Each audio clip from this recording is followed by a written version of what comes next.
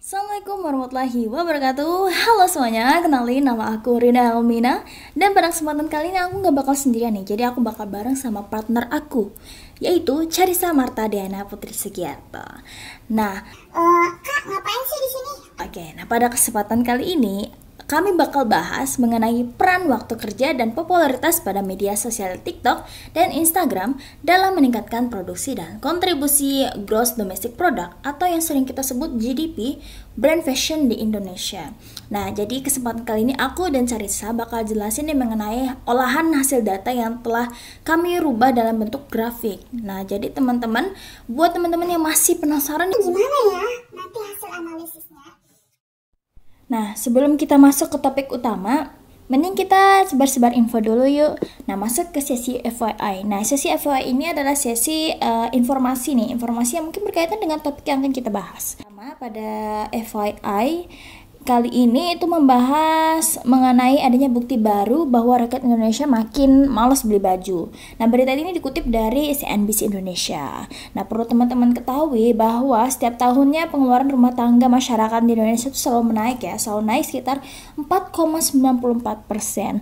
Nah, tapi jika kita lihat dari grafik angka pertumbuhan konsumsi rumah tangga di Indonesia, nah tingkat grafik yang paling rendah atau yang mungkin paling kurang diminati oleh masyarakat Indonesia adalah kebutuhan akan pakaian, alas kaki, dan jasa perawatannya.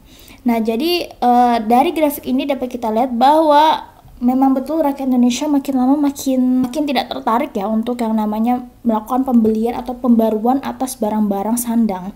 Nah, justru masyarakat Indonesia lebih gencar dalam mengeluarkan konsumsi rumah tangga terhadap transportasi dan komunikasi serta restoran dan hotel.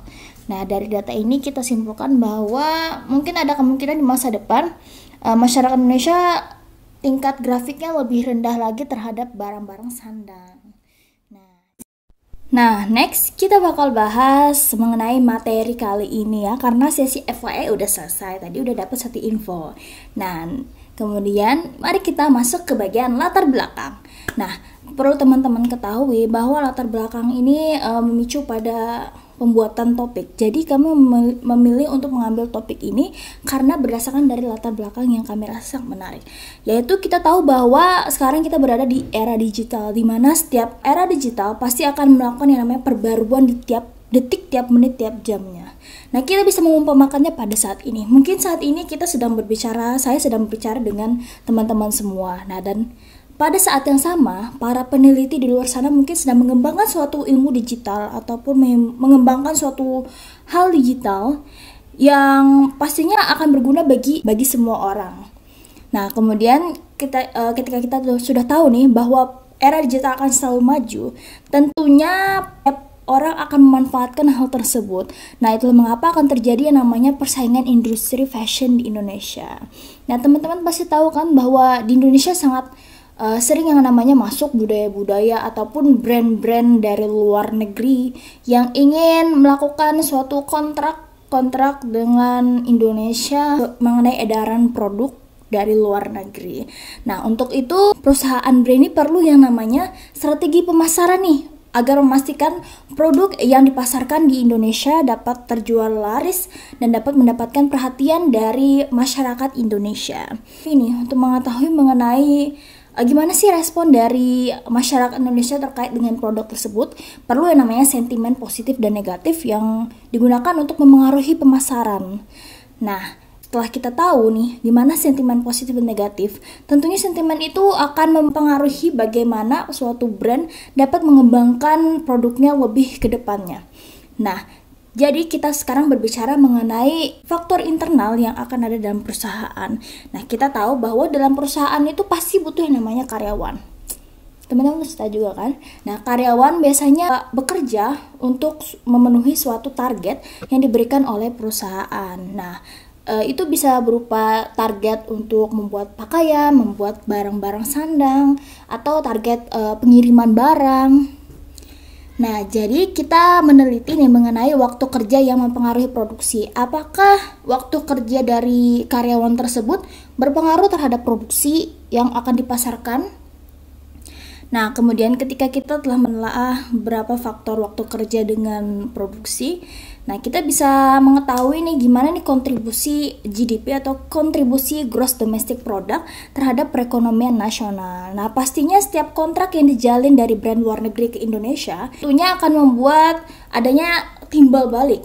Nah, jadi negara Indonesia pasti harus memiliki suatu timbal baliknya.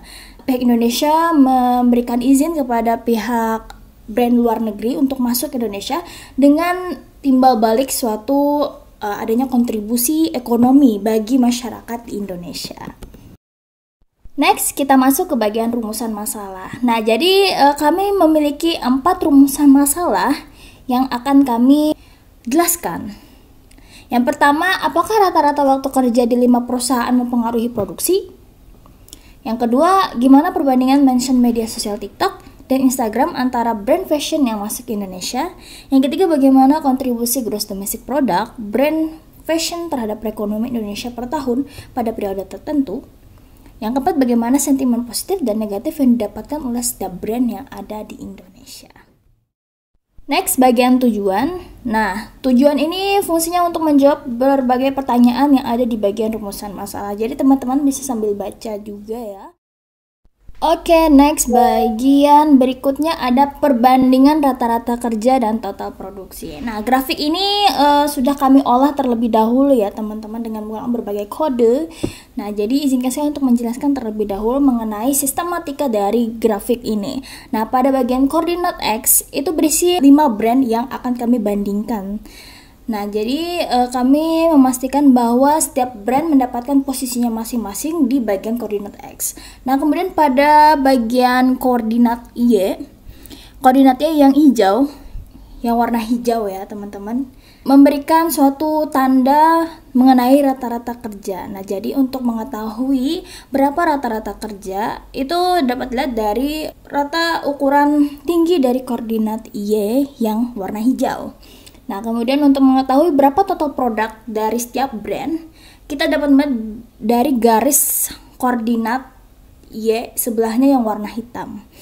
Oke, baik, berdasarkan grafik ini, mari kita lakukan perbandingan antara tinggi rata-rata kerja dengan tinggi total produksi. Nah, dari grafik ini kita lihat bahwa brand Shein memiliki rata-rata kerja yang paling tinggi di antara yang lainnya. Meskipun untuk brand Zara juga kurang lebih sama, tapi kalau kita lihat lebih detail, itu lebih tinggi dari brand Shein, yaitu sekitar kurang lebih 60 jam per minggu. Nah, jika kita lihat, kita amati mengenai total produksinya, total produksi Shein sangat rendah. Nah, hanya sekitar kurang lebih 26.000 produksi. Jadi adanya ketidakseimbangan nih antara rata-rata kerja dengan total produksi dari brand Shein. Nah, jika kita bandingkan dengan rata-rata kerja brand yang hampir sama dengan brand Shein, ini ada Zara. Nah, Zara juga memiliki rata-rata waktu kerja 60 jam, tetapi dengan total produksi yang berbeda dengan brand Shein. Nah, total produksi dari brand Zara ini sendiri sekitar 31.500 produksi. Nah, hal ini sudah memperlihatkan bahwa adanya ketidakseimbangan nih antara rata-rata kerja dengan total produksi. Apakah rata-rata kerja dan total produksi nggak memiliki relevansi sama sekali? Oke, sekarang coba kita bandingkan 2 brand paling rendah rata-rata kerjanya. Nah, ada brand Uniqlo dan H&M. Nah, brand Uniqlo dan H&M ini kurang lebih sama untuk rata-rata waktu kerjanya, yaitu sekitar 55 jam per minggu. Nah, tapi jika kita bandingkan dengan total produksinya, total produksi dari Uniqlo sendiri adalah yang paling rendah di antara 5 brand lainnya. Nah, yaitu hanya sekitar 26.000 total produksi. Nah, jika kita bandingkan dengan H&M memiliki total produksi yang sangat tinggi. Yang sangat tinggi sekitar 30.500 ton produksi. Nah, dari sini udah kelihatan bahwa adanya ketidakrelevansian antara rata-rata waktu kerja dengan jumlah total produksi di antara produk tersebut. Nah, ada juga nih yang menarik di bagian brand Forever 21. Forever 21 walaupun memiliki rata-rata waktu kerja yang bukan yang paling tinggi dan bukan yang paling rendah, yaitu sekitar 55 jam, tetapi total produksi mereka adalah yang paling tinggi untuk Forever 21, yaitu sekitar 33.000 ton total produksi.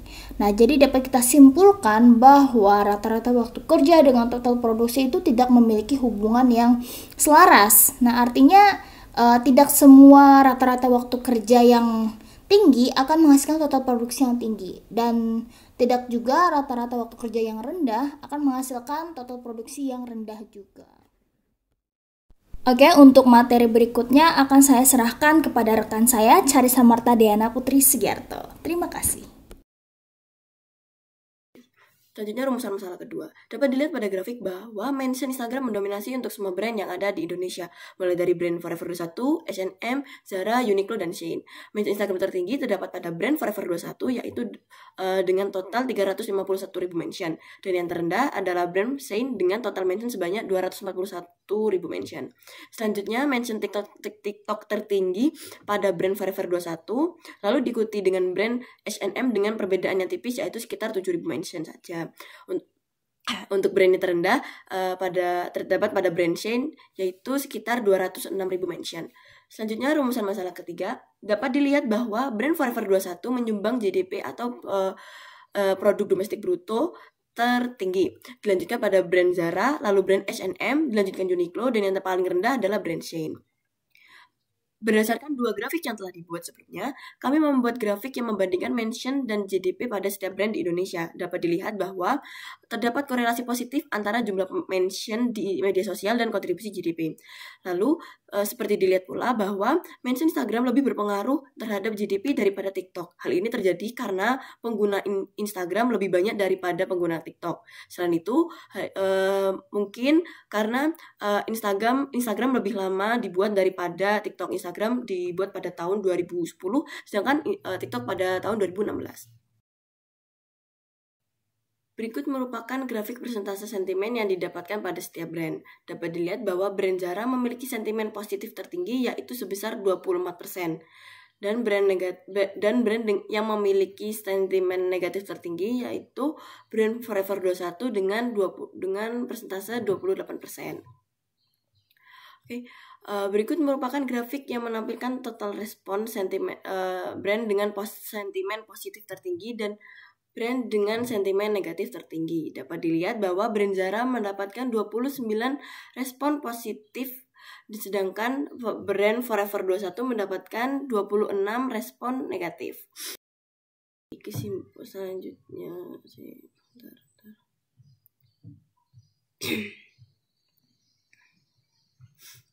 Oke, selanjutnya kesimpulan.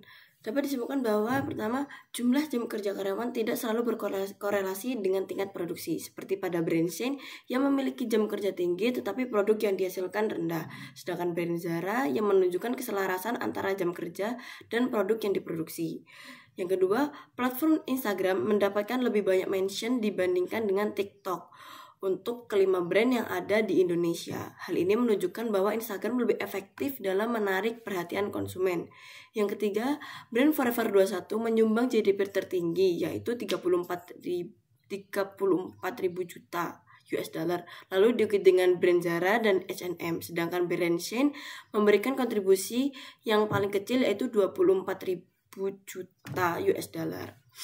Yang keempat, brand Zara mendapatkan sentimen positif tertinggi, yaitu sebesar 24% atau sebanyak 29 respon karena mempertahankan gaya Eropa, sedangkan brand Forever 21 mendapatkan sentimen negatif tertinggi, yaitu dengan 26 respon karena bahan atau barang yang diberikan oleh brand Forever 21 tidak tahan lama dan terlihat murahan.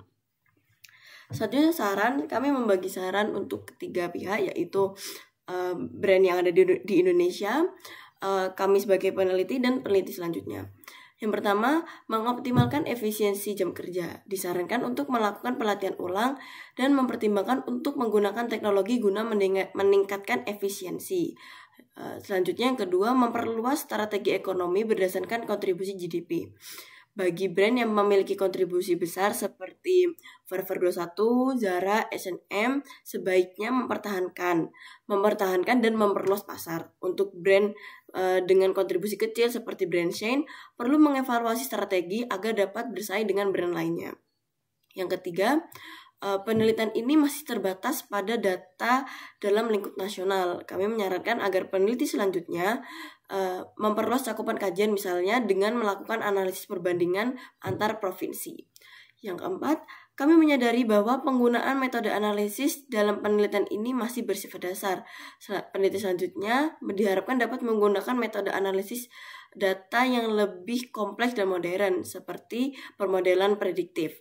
Yang terakhir, visualisasi data yang kami gunakan cukup mendukung, namun lebih baik pada penelitian selanjutnya lebih baik menggunakan grafik yang lebih bervariasi dan warna yang bervariasi agar pembaca lebih tertarik pada hasil yang kita sampaikan. Oke, sekian yang dapat kami sampaikan. Mohon maaf apabila ada salah kata. Terima kasih. Wassalamualaikum warahmatullahi wabarakatuh. Bye.